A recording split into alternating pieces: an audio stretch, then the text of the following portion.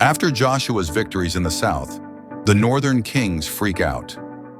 King Jabin of Hazor, the most powerful city in the north, gathers an enormous army. They join forces with other kings from the mountains, valleys, and along the seacoast.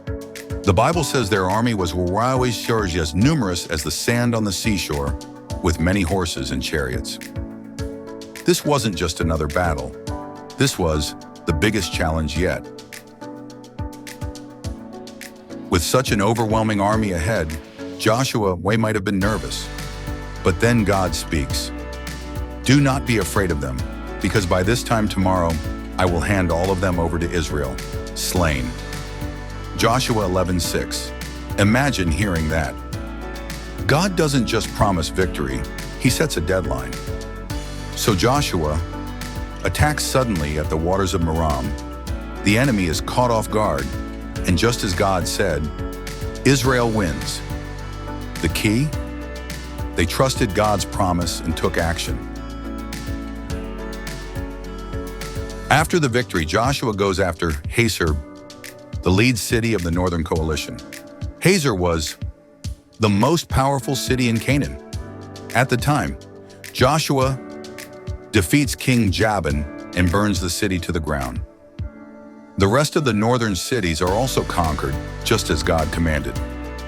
This was a huge moment. The final strongholds of Canaan were falling. Israel was now in full control of the land.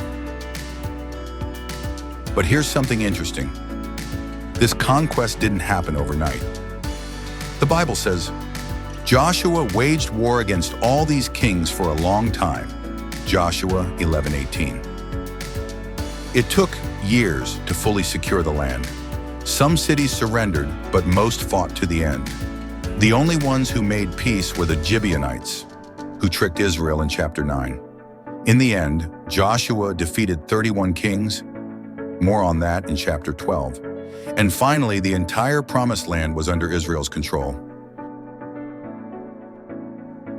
Chapter 12 is basically Israel's victory list, a record of all the kings they conquered.